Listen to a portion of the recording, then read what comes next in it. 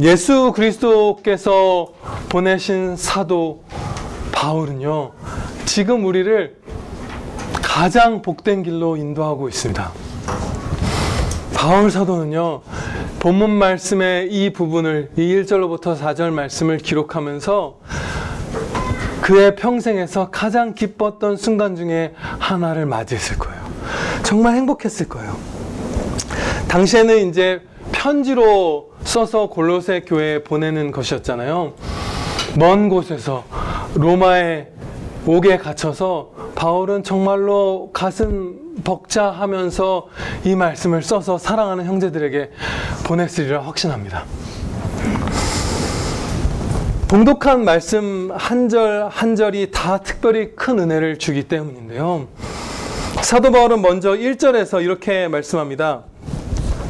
그리스도와 함께 영적으로 다시 살아난 우리에게 이제 위의 것들을 열심히 추구하라고 말하는 거예요. 하늘을 향해 살아라, 지금 명하고 있어요. 여기서 위라 함은 바로 그리스도께서 하나님 우편에 계신 천국을 뜻하죠. 천국을 향해 살아가고 하늘에 계신 그리스도께 우리의 영혼을 고정시켜라. 사도 바울은 그것을 명하는 거예요. 이 위의 것들을 찾으라는 명령의 말씀을 좀 더 풀어서 쓴다면 이런 식의 말씀이 될 것입니다. 거룩하고 영광된 하나님 나라를 목표로 하여 살아가라. 이 땅이 아니라 하나님 나라를 목표로 하라. 날마다 하늘의 법을 따라 살라. 이 땅의 법, 당연히 하나님 법에 합하다면 다 누구보다도 더 잘 지키고, 그것보다 더 나아가고 더 본질적으로 하나님 나라의 법을 오늘도 따라 살아가라.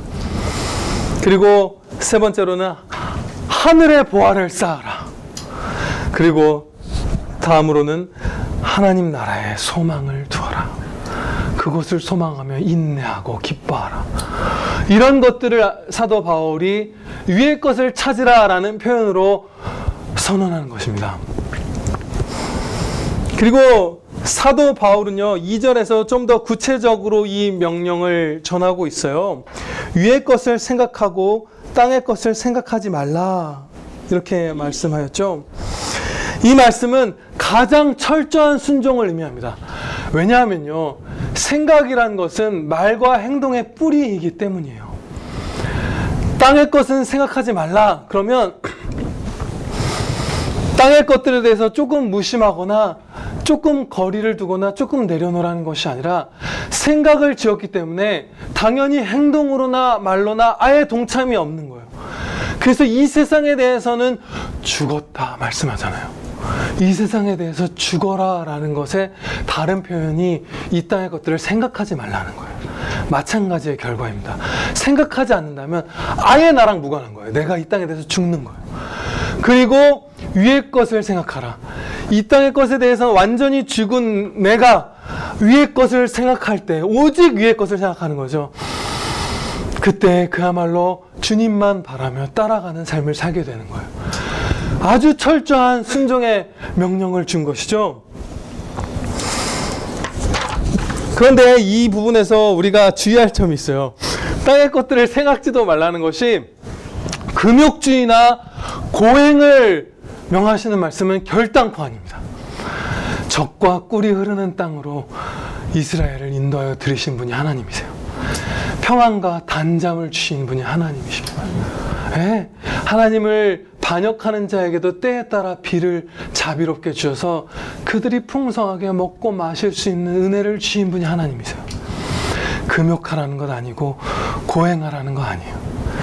그러나 오히려 이 땅에서 미리 천국을 누리면서 이 땅에 하나님께서 주신 물질들과 모든 것들도 하늘을 향한 삶으로서 더 풍성하고 더 바르게 누리라는 그 모든 복된 명령이 이 말씀 안에 들어있습니다. 땅의 것을 생각하지 말라는 말씀을 조금 구체적으로 살펴보면 이런 것들이라고 할 수 있어요. 사도는요, 먼저 2장에서는 이런 내용을 강조했습니다.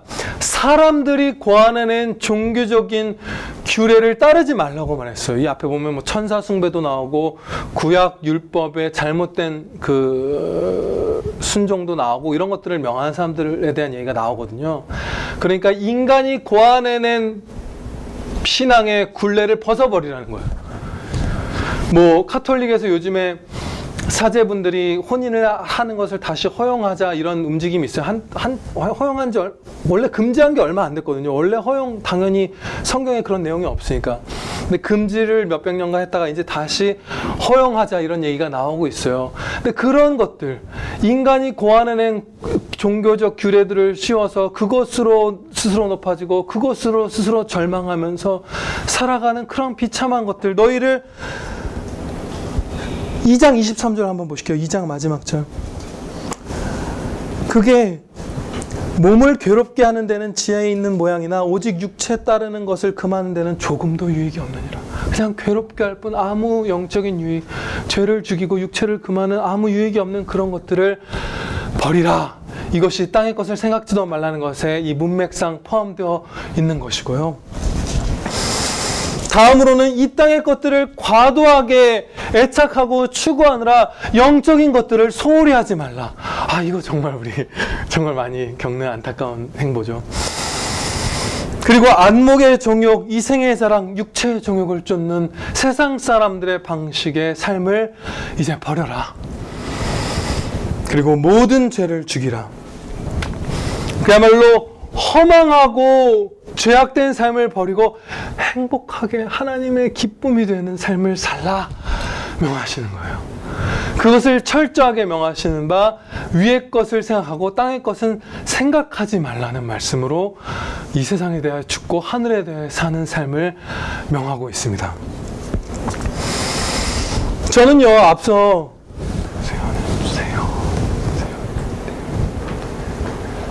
사도가 매우 기뻐했을 거라고 말씀드렸잖아요. 이 내용이 너무도 복되기 때문인데요. 제가 어젯밤 아주 이 두 가지 경험을 나눴는데요. 저의 미천한 경험과, 미천한 경험이 아니죠. 주님이 주시는 은혜니까 은혜가 크지만 이 미천한 제가 경험한 것과 정말 신실한 우리의 선배님이 이러한 위의 것을 바라보았던 경험 한 가지를 나눌 거예요. 근데 제가 어저께 밤에 이제 잠자리에 누워서 이제 주님께 우리가 이미 도달한 것, 우리의 영혼은 주님의 보좌에 함께 앉히셨거든요. 우리가 이미 도달한 곳, 그 하늘나라에 내 영혼을 집중하고 주 예수 그리스도, 하나님과 주 예수 그리스도에게 내 영혼을 집중케 해주시기를 기도드리면서 주님을 묵상했어요. 하나님 나라, 위의 것을 찾으라 하는 말씀을 묵상으로서 영혼을 거기로 향함으로써 실천했던 거예요. 그런데 제가 스스로 초래한 이후로 마음과 몸이 둘 다 별로 좋은 상태는 아니었거든요. 근데 너무 행복한 거예요. 이때까지 신앙생활을 하면서 여러 경험들을 해왔을 거 아니에요. 저도, 여러분들도 마찬가지고. 그런데 다시 놀랄 수밖에 없을 만큼 너무 감미로운 거예요. 그냥 매트리스에 누워서, 라텍스를 깔고 매트릭스에 누워서 주님, 하나님과 그 곁에 계신 주님의 그 영광스러운 보좌에 앉으신 주님을 이렇게 생각하는데 너무 놀랍고 너무 행복하고 그게 달콤한 거예요. 그야말로 영혼으로 단맛을 보고 있는 것 같은 거예요. 구주를 생각만 해도 내 마음이 좋거든. 주옥을 배울 때야 얼마나 좋을까? 그것을 아주 작게나마 맛본 거예요. 신기한 일이 일어난 거예요. 내가 처한 상황을 넘어서서 그냥 영혼이 단맛을 막 맛보는 거예요. 주님으로 즐거워하는 거예요. 그런데요, 그 일을 이제 어저께 밤에 겪고 오늘 교회에 와서 존 페이튼 선교사님의 일지가 생각나서 그것을 찾아서 읽었어요. 그렇게 구체적으로 제가 그분의 일지를 기억했던 것은 아닌데 그야말로 그 감미롭다는 표현이 그분의 일지에도 똑같이 들어있었어요. 그분은요, 존 페이튼 선교사님은 호주에서 조금 아마 동북쪽이었던 걸로 아는데 그걸로 좀 떨어진 바누아투라는 지역에서 선교를 하셨던 분이에요. 그 지역은 식인종들이 있는 지역이었어요. 그야말로 뭐 부족끼리 전투를 치러서 잡아먹기도 하고 아주 무정하고, 남편이 죽을 때는 아내도 같이 죽여서 시중들라고 죽여버렸던 그런 사람들이에요. 정말 강포한 사람들. 불신 이웃들 중에서도 가장 비참한 수준으로 떨어졌던 사람들. 거기에 이제 선교를 가셨는데, 거기서 그들의 도끼와 칼에 죽음의 위협을 무수히 겪으셨죠. 둘러싸이고 쫓아다닐 때 도망가고 탈출하려다가 잡히고 막 이런 일들이 있었고, 사모님과 자녀를 그곳에서 묻었고, 의사도 없이 여러 그곳의 풍토병들에 걸려서 시달렸어요. 그래서 이분이 이렇게 얘기를 해요. 그 당시의 상황에 대해서. 내 사랑하는 주님이신 구세주의 임재와 능력을 계속 의식하지 못했다면 온 세상에 있는 어떤 것도 내가 이성을 잃고 비참하게 사라지는 것을 막지 못했을 것이다. 이성을 상실한 미치광이처럼 그야말로 영혼이 무너져버린, 붕괴되어버린 사람처럼 돼서 사라지듯이 죽어 없어질 그 상황을 주님의 임재하심을 지속적으로 의식하지 못했다면 나는 벗어날 수 없었을 것이다. 그만큼 내가 고통스러웠다. 그런데 이어지는 부분에서 같은 1절에서 이렇게 말합니다. 이제 주님의 말씀을 인용하는 거예요. 볼지어다 내가 세상 끝날까지 너희와 항상 함께 있으리라. 주님이 주신 이 약속의 말씀이 내게 너무 실제적으로 와닿아서, 스데반이 그랬던 것처럼 하늘에서 내려다보시는 주님을 내가 보았다 해도 나는 놀라지 않았을 것이다. 나는 주님이 능력으로 지탱해 주심을 느꼈다. 그리고 이제 중략하고요. 20년이 지난 후에도 그 순간이 달콤하게 다시 내게 다가오는 것은, 내가 복되신 주님의 얼굴과 미소를 가장 가까이에서 가장 사랑스럽게 본 순간이 바로 소총과 원주민의 무리와 단검이 나의 생명을 겨누고 있을 때였기 때문이다. 오, 살아가고 인내하는 자의 복이요, 보이지 않는 그분을 보는구나. 아멘. 상황을 완전히 초월하는, 무관한 게 아니라 극복하고 넘어서서 그 상황은 없는 것처럼 만들어버리는 감미로운 강 같은 평안이 위의 것만을 찾는 자에게 주어집니다. 그래서 이 사도는요, 정말로 기쁨 가운데에서 이 말씀을 기록하였을 거예요.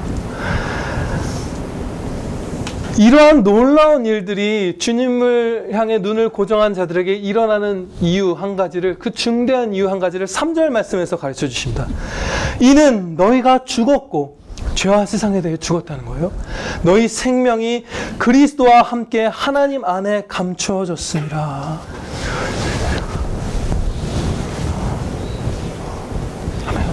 그 어디도 아니고요, 하나님 품 안에서 우리의 생명이 약동하고 있다는 거예요. 생명이 감추어졌다는 게 우리가 언뜻 느낌이 여러 차고가 빠질 수 있어요. 저는 어떤 차고에 빠졌냐면, 마치 나는 여기 있고 내 생명이란 게 나랑 좀 뭔가 분리된, 혹은 미래에 얻게 될 어떤 성취하게 될 무엇으로서 저 멀리 계신 주님 안에 있나 보다. 약간 이런 식으로 일종의 잘 정리될 수는 없지, 하시기는 힘들지만 거리감을 느꼈어요, 이 말씀에. 내 생명이 그리스도와 함께 하나님 안에 있다. 이 말씀을 거리감을 갖고 느꼈던 거예요. 별로 이렇게 충격적이거나 감격스럽거나 감미롭게 그 빛을 충분히 쬐임을 못 받았어요. 그런데 어저께 제가 말씀드린 바대로 주님을, 하늘에 계신 하나님의 영광과 그 우편에 계신 주님을 묵상하기만 해도 그 감미로움이 쏟아질 때 그 뒤에 깨닫게 해주신 바가 그거예요. 내 생명이 지금, 내 생명 전체가 하나님 안에서 약동하고 있구나. 거기서 뛰고 거기서 피어나고 거기서 살아나는 게 내 생명이구나. 우리의 생명이구나. 그래서 이 땅의 것들에서 고개를 들어서 하늘의 것을 바라볼 때 이 위안을 받는구나. 기쁨으로 충만해지는구나. 그것을 깨닫게 해주셨습니다. 그 이유가 이 3절 말씀인 거예요. 그런데 문제는요, 저만 겪는 게 아닌데요. 이제 보편적인 문제라서 한 부분을 좀 더 나누면, 어젯밤 그토록 기쁨으로 감미롭게 주님을 묵상하다가 정말 오랜 시간이 흐르지 않았는데 제가 이 땅에서 관심을 쏟고 있는 세상의 것들의 마음이 갑자기 기울어뜨린 거죠. 제가 그 묵상이 끝났어요. 지속이 안 되는 거예요. 주님을 보려고 해도 눈이 딴 데로 가버리고 눈앞에 아른거리는 뭔가 딴 것들이 이 땅의 염려나 이 땅의 욕망이나 이 땅의 소원 같은 것들이 나를 거기서 눈을 가리우는 거예요. 그래서 다윗이 허탄한 것들에서 내 눈을 돌이켜서 하나님 말씀 가운데서 살아나게 해주셔서 계속 간구 드렸잖아요. 그 간구를 드릴 수밖에 없는 그야말로 곤고한 부패한 본성이 남은 이 땅에 우리의 모습을 목격하게 된 거예요. 너무 그 감미롭고 약동하는 하나님 안에 있는 생명, 그리스도 안에 있는 생명을 본 다음에 몇 분이 몇십 분 길어야 그 사이에 무너져 버린 거예요. 이처럼 오직 위의 것을 찾고 땅의 것은 생각도 하지 않는 이 복된 삶을 살려면 전쟁이 필요하다는 뜻입니다. 그래서 똑같은 사도를 통해서 그 말씀을 주셨죠. 피 흘리기까지 싸우고 쳐서 복종시키고 그리고 오호라 곤고한 자로다. 이 사도 바울이 탄식한 거잖아요. 우리가 이 삶을 살려면 이 천국을 이 땅에서도 살아가려면 싸움을 치열하게 치러야 합니다. 그래야 그 큰 은혜를 충분히 맛볼 수 있어요. 제가 얼마 전에 사랑하는 한 목회자분과 만나서 대화를 하면서 그분이 이런 말을 저한테 해줬어요. 청교도적인 경건한 삶이 오늘날의 일반 성도분들과 목회자들에게는 불가능한 것과 마찬가지다. 이런 식으로 그분이 얘기를 해줬어요. 그야말로 좀 어렵다거나 거리감이 있는 게 아니라 불가능한 것.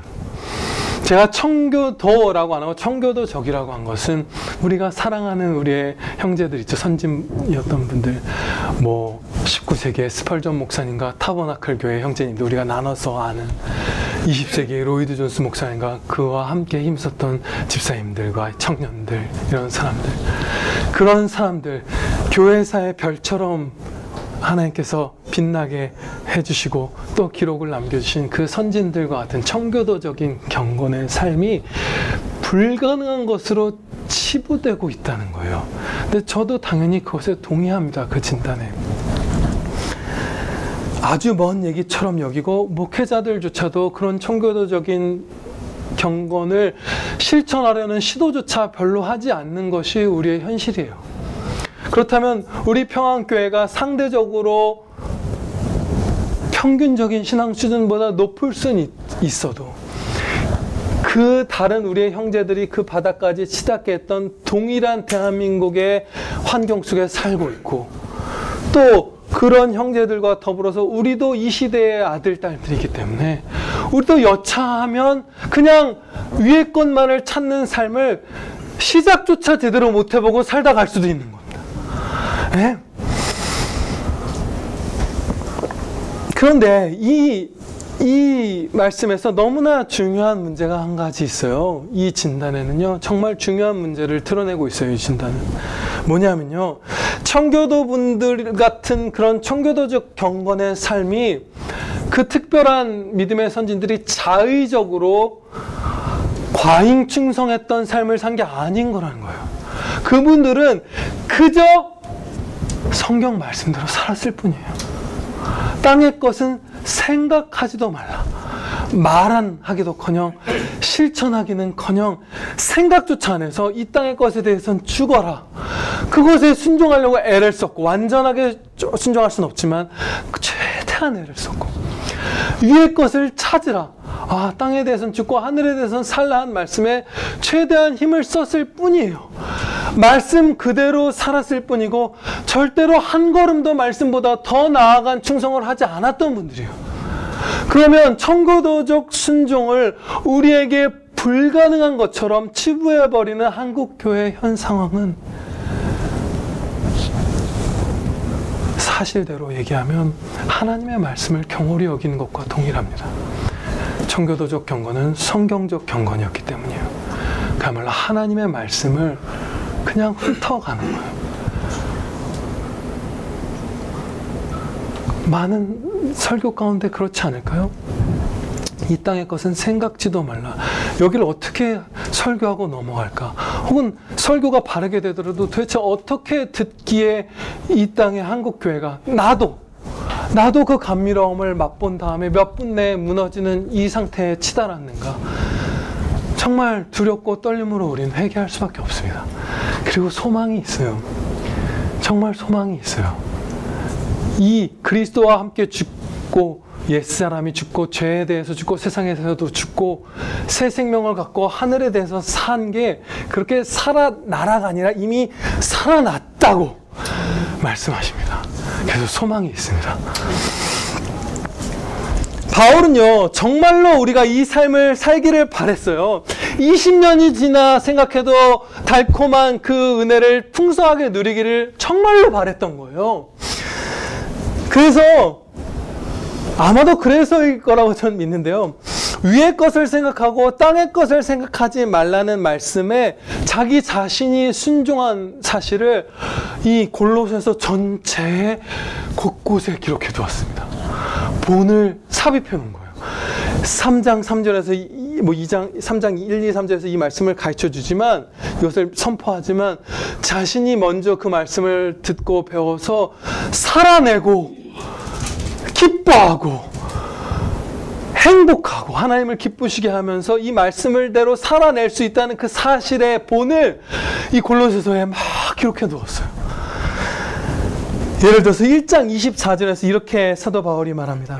나는 이제 너희를 위하여 받는 괴로움을 기뻐하고 그리스도의 남은 고난을 그의 몸된 교회를 위하여 내 육체에 채우노라. 나를 위해서도 아니고 너희를 위해서 고난을 받고 있고 그것을 기뻐하기까지 한다. 이 마음의 넓이는 이루 말할 수 없죠. 나 자신을 위해서 고난받는 것도 싫어하면서 자기 파괴적인 모습을 갖는 게 인간의 본성이잖아요. 근데 남을 위해, 남의 유익을 위해서 사랑으로 고난받으면서 그걸 기뻐하기까지 하는 거예요. 그리고 그리스도의 몸된 교회를 위해서 그리스도의 남은 고난을 자기의 육체의 자발적 순종으로 채우고 있습니다. 그리고 1장 29절에서는 성도의 양육에 대해서 충성한 것을 이렇게 말씀합니다. 이를 위하여, 그 양육을 위하여 나도 내 속에서 능력으로 역사하시는 이의 역사를 따라 힘을 다하여 수고하노라. 너희를 그 복된 주님 닮은 모습으로 양육하기 위해서 힘을 다하여서 수고했다. 주님의 능력으로 내가 이렇게 충성했습니다. 성도들에게 고백하는 거예요. 그리고 4장 10절에서는 이렇게 말합니다. 나와 함께 갇힌 아리스도거와 바나바와 생질 마가와 옥에 갇혔다는 말씀이에요. 감옥에, 로마에 옥에 갇혔다는 거예요. 왜 갇혔느냐? 그리스도의 복음 전파, 이웃사랑, 하나님 사랑, 하나님의 영광을 위해서 자발적으로 갇혔어요. 사도 바울은 옥에 갇히지 않을 수 있었죠. 근데 스스로 항소해서 복음을 로마에서도 널리 전하면서 또 이 믿음의 본을 보이면서 그가 스스로 옥에 갇혔잖아요. 그것이 4장 10절에 기록된 거고요. 옥에 갇힌 그러한 상황에도 불구하고 불굴의 의지로 복음을 전파하려고 했던 게 4장 3절에 기록되어 있습니다. 또한 우리를 위하여 기도하되 하나님이 전도할 문을 우리에게 열어주사 그리스도의 비밀을 말하게 하시기를 구하라. 핍박당하던 갇히던 무슨 상황이든지 간에 전도의 문을 계속해서 열어주셔서 우리의 이웃들이 회개하고 그리스도를 영접하여 영원한 생명을 얻게 되기를 간구하라. 하나님께서 기뻐하시는 그 최고의 영광 돌리는 전도의 삶을 우리가 살 수 있도록 함께 기도합시다. 네, 그것을 사도가 행했고 그 본을 기록한 거예요. 그리고 골로새서의 마지막 절이 정말 특별합니다. 마지막 절을 한번 보실게요. 마지막 절에서 권면이 하나 나와요. 내가 메인 것을 생각하라. 이것을 마지막으로 우리에게 선물처럼 건네주고 이 편지를 끝낸 거예요. 그리스도의 영광을 위하여, 복음 전파를 위하여, 영혼 구원을 위하여, 하나님 사랑, 이웃 사랑을 위하여 내가 메인 것을 기억하라. 이 말씀이에요. 그리고 너희도 이렇게 살아라라는 거예요. 땅의 것을 생각지 않는 삶이죠. 그 엘리트인, 유대인 중에 유대인이요, 그 탁월한 사람 사울이 사도 바울이 되어서 이웃을 위해 고난받고 그리스도를 위해 고난받고 그 충성된 삶을 살다가 순교하기까지 했잖아요. 그야말로 하늘의 것만을 생각하고 찾았던 자신의 삶의 본을 끝절까지 기록하고 이렇게 살고 나와 같이 이 복된 삶을 여러분들도 누리기를 바랍니다. 부른 거예요. 여기서 근데 이런 질문이 하나 생길 수 있죠. 혹시 사도였기 때문에 이런 삶을 살아야 했고 살 수 있었고 누릴 수 있었던 것은 아닐까요? 예, 주님께서는 그것도 이 우리의 염려도 지워주십니다. 죽여주세요.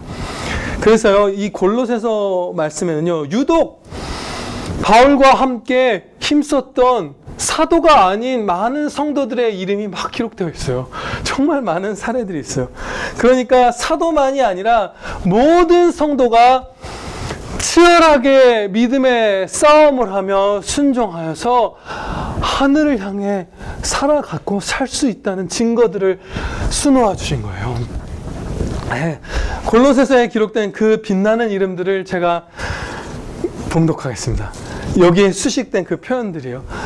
신실한 일꾼 에바브라, 사랑받는 형제여 신실한 일꾼이요 주 안에서 함께 종이된 두기고, 신실하고 사랑받는 형제 오네시모. 오네시모는 노예였죠. 도망갔던 노예가 이렇게 사랑받고 신실한 형제가 되고, 나와 함께 갇힌 아리스도와 마가 함께 갇히고, 하나님의 나라를 위하여 역사하는 유스도와 그의 동료들, 사랑을 받는 의사 누가, 또한 데마, 자기의 집을 교회 예배 초소로 섬기고 있는 여인 눈바, 그리고 아키포. 무슨 어벤져스 같아요. 그쵸? 마블 히어로즈 같이 지구를 구하는, 뉴욕을 구하는 마블 히어로즈처럼 쫙 이름이 기록되어 있는 거예요. 그들의 이름이.